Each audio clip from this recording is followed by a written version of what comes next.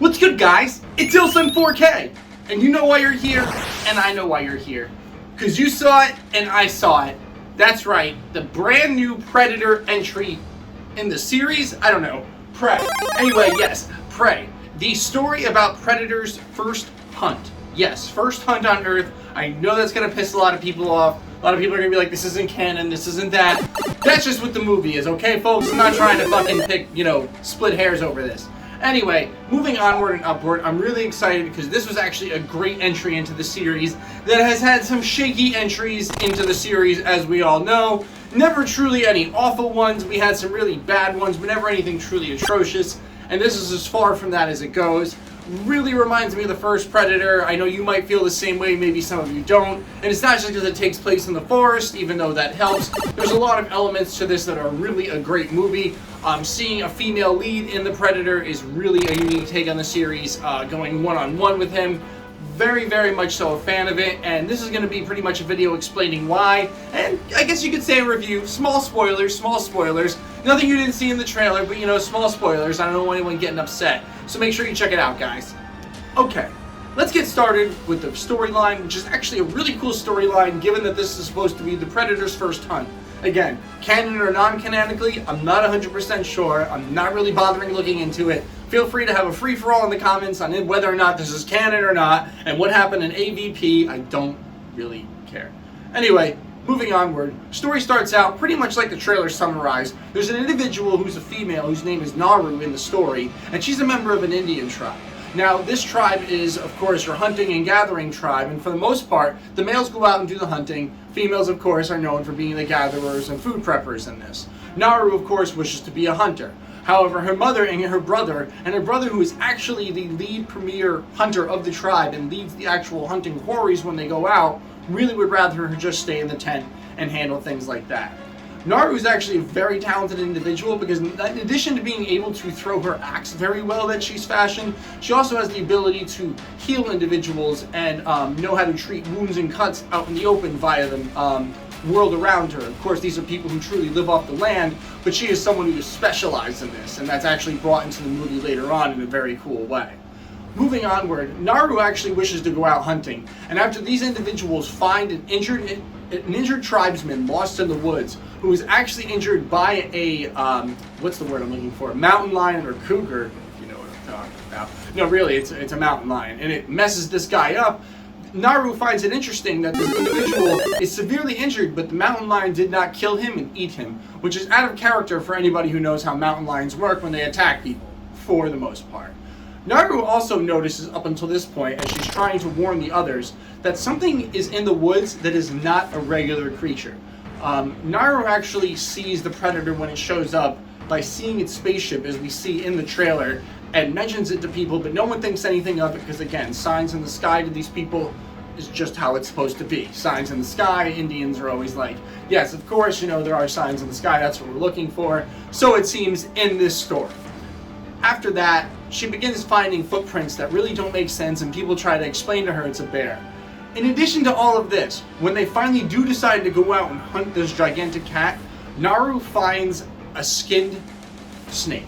Yeah, she finds a skinned snake, and in addition to that, she sees something else that I won't spoil that really, really makes her get nervous and feels that she has to go out and help them with this hunting that demonstrates the power of the Predator. Speaking of the Predator, we'll get into him briefly. He's dropped off by his ship immediately, which actually is kind of cool because the ship has a cloaking device on it that looks just as good as him. His cloaking device looks really great. We actually see him, again, skin this snake that Naru finds and warns the brother and the hunting party about, and it's actually kind of crappy CGI, I won't lie, but the fact of the matter remains that the Predator only hunts supreme predators, and we'll learn more about that later on as you watch the movie, and we're not going to spoil it anymore from there. Naru leads these individuals and starts finding things to be a little bit more strangers than they should be. Anyway, Naru comes face to face with this actual tiger cat and falls off, knocks her head, and her brother has to carry her back to camp, and then goes out and proceeds to slay the lion by cutting its head off and bringing the body back. Yes, Naru's brother Tabe is a fucking insane hunter. So, now that everybody thinks everything is good and there's nothing to worry about, the whole tribe is celebrating, everybody's throwing their spears up in the air, all that good stuff that you would do if you were, no more apex predator picking your people off, right? Well, Naru doesn't feel this way, and she actually goes out to find her own way around and kill this thing. And without getting too into it, she gets captured by French revolutionists who actually come and throw her in a cage and kidnap her. From there, one of the French revolutionists actually talks to her and says, "We want to all know what you can see." Because he speaks English and she speaks English. Even though it makes more sense for her not to speak English and them not to speak English. They all both happen to speak English, which is a little weird, but I guess that's why this is a Hulu movie. Really, that's very, very strange. They ask her, "What did you see?" And she explains it, but won't talk that much. Finally, they show her that they have their brother. And after that, they bring the brother out and proceed to slice him open, just enough to get the blood flowing. And from there, more or less, this leads to the standoff with the French revolutionists between the Predator, Naru, and everything else. And let me tell you something, that girl gives the Predator the business in the end. The fight at the end with the Predator, unbelievable, unbelievable. We'll talk about that more though. But that's the basis of the storyline, people. It's actually very good. I'm actually unable to really go in depth with it because I don't want to spoil it because it is a Predator movie. And I just gotta say, it's totally worth the price of admission, especially seeing this twist of Naru, a female with no technology, no guns, no nothing, go one-on-one with this Predator. You gotta check it out. Alright, so up next, I really want to talk about the Predator itself, as in this variation of the Predator. Very unique take on the Predator. Looks a lot different than what I'm familiar with. Maybe somebody could identify what subspecies this is, but this Predator looks a lot more 80s horror-esque than he should. It's a little weird to me at first. I'm not the biggest fan of the design, but it's really good, actually. I'm not gonna lie. It looks like a pumpkin head stretched affair, and he has this really cool mask that I really like. It's not a mask in the sense of the other ones, it's like a digital piece of technology. Because this Predator, again, is from like 1712, which is when this movie actually takes place, it has a more primitive-esque technology of having a skull for a mask. And the mask doesn't cover everything like the bottom part, it just covers the middle like that. And furthermore from there, he actually has it built in with the laser cannons. The laser cannons this time around is something else. Those 3 red dots that you see, normally when he fires it like the old Predator that we're familiar with, it's an energy beam that just burns the whole goddamn area that hits it, like it sears off people's arms. This time around, it's actually 3 little arrows that shoot one at a time in each individual dot. But it's not regular arrows, of course. These are some Predator arrows that do some crazy shit when they hit you and basically rip right through you like no bullet at the time ever could. Speaking of bullets, he's got a shield this time around that's really cool, and he uses it to deflect bullets, but because he's so badass and his armor is so ahead of its time for people in the 1700s, when these people fire muskets at him, it's practically a waste of time and does no real damage at all. He gets more susceptible to damage from like stabs and tears and stuff like that, but otherwise he's a really invincible character for where he is. And it would take someone who knows the lay of the land like Naru to really try and stand a chance against this guy, because one-on-one it would never ever work. His technological gear again is just fantastic. He has a net that when he throws it at you, it catches you, and then it wraps around to some collector underneath and pulls itself until the character or individual inside of it gets diced up into pieces. It's absolutely insane. Watching this Predator work his magic and kill people and use his infamous cloaking technology, which of course he has and he uses fantastically, is something else. He has the ability to decapitate people with the shield, by the way, by just holding them by the throat and cutting their heads off. And he has a whole bunch of other stuff that, of course, I'm not going to spoil here, but I'm telling you, the Predator in this movie, while not my favorite design, is absolutely badass and completely fitting for the time period that he's from. Definitely got to check it out. Okay, so we got to talk about the main characters if we're going to talk about this, which is Naru and her brother Tabe, but ultimately Naru. Naru and Tabe have fantastic on-screen chemistry together. I mean, it is top-notch, totally believable. The way Naru really wants to break free of the social norm of her being a woman, thus being a, food gatherer slash prepper slash whatever, and really building herself to become a more powerful individual within her tribe, is really complemented by the fact that even though Tabe wants to see her just be a regular girl, he wants to see her prove everybody wrong, which ultimately means proving him wrong, which is really, a dynamic relationship to have, and how, most brothers would handle it if they were in a situation of their own, most of the time if they were normal. Naru really shows an ability not just to know the world around her biologically, but she actually builds weapons. It's really badass. Naru builds a weapon that's actually like the axe that she has in her hand, but she ties a rope to it. And actually she fashions this thing kind of like Scorpion did from the first Mortal Kombat, well, not the first one, but the first new Mortal Kombat movie in 2020 before Sub-Zero kills him. Spoiler alert there, just in case you don't know. Sub-Zero does kill Scorpion in that movie.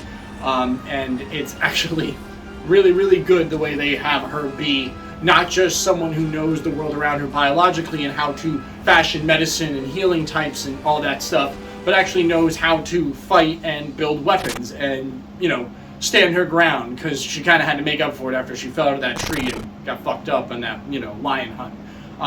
Tabe really has a moment where it's her, Tabe, and the Predator having a, you know, 2-on-1 fight, and it gets really, really good the way that they show Tabe and the sister work together and come together to try and stop and fight this thing.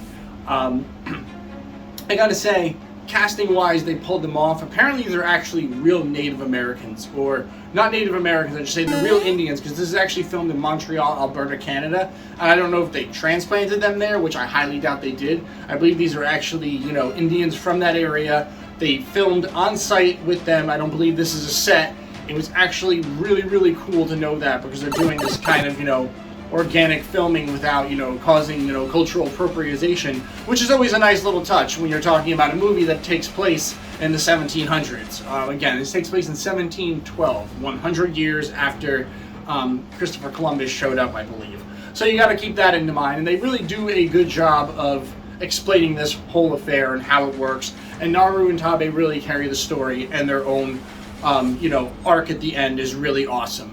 Naru is so talented that when it comes time for her climactic battle with just her and the Predator, that she absolutely gives the Predator the business and fucks that dude up.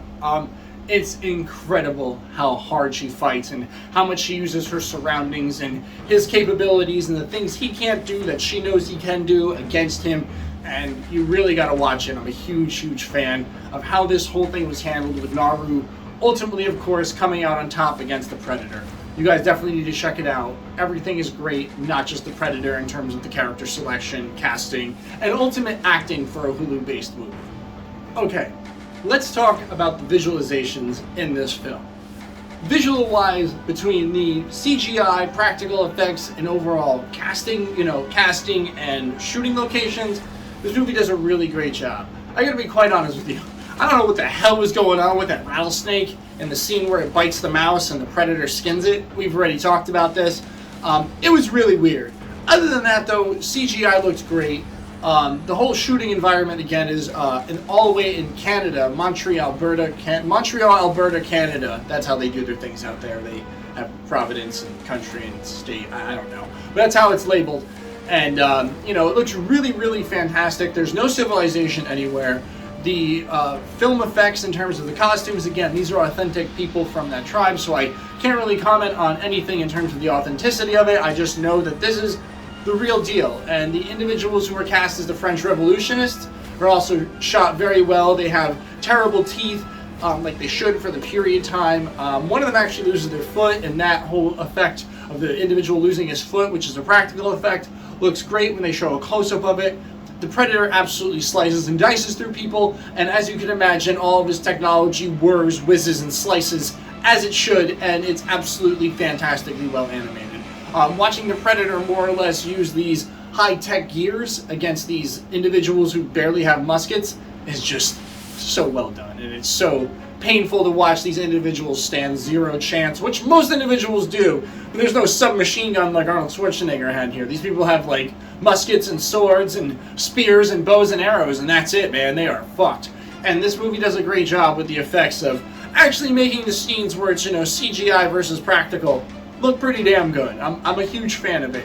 Again, they pulled it off very nicely outside of that one weird rattlesnake. I don't know, man. But yeah. Other weird thing is the fact, again, that everyone in this movie speaks English, even though they're supposed to be Indians of some sort, Native Americans, and it just doesn't make sense. Other than that, great movie, great movie. So, overall, my closing statements, I gotta say, I'm a long-term Predator fan. I've been there since I don't know, the late 80s when I watched it on VHS. My pop showed it to me. Saw Predator 1, Predator 2, so on and so forth. AVP. I'm a huge Predator fan. It's very nostalgic for me. It's a very, very awesomely well done series for the first two movies. It's had its shaky entries here and there, but so is the Aliens franchise, and unfortunately so does the Jurassic Park entries. So all great things might have problems, but this is not one of them.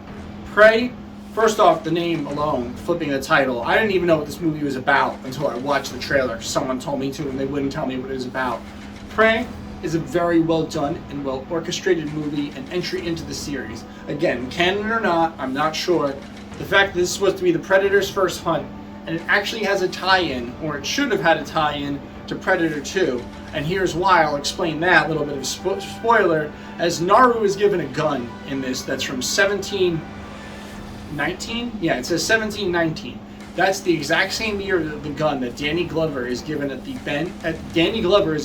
end of Predator 2 after he kills the Predator in New York City. So somehow, some way, somebody gets that gun from that girl, and I don't know if that means she dies and a Predator gets her. I'm not really sure what's going on, but never mind that. Story-wise, this is very well done. It makes sense. Everything rolls nicely. There aren't any plot holes that make me go, well, what happened to this, or how did that go wrong? Maybe you guys can find some and mention it down below. But again, it was a solid entry, and really, it was needed. The fact it was on Hulu and was this good was really, really surprising. I was really worried about the fact it was on Hulu because you never know what's going to happen. But fantastic job at the Hulu team and whoever took care of this, because it was totally knocked out the park. Thanks for watching this video. Make sure you subscribe to the channel. It's IllSun4K. Catch me at 9 p.m. on twitch.tv/IllSun4K every Thursday night, where I'm streaming everything. Catch me streaming horror games, whatever, new releases, you know what it is. Again, guys, thanks for watching. It's IllSun4K.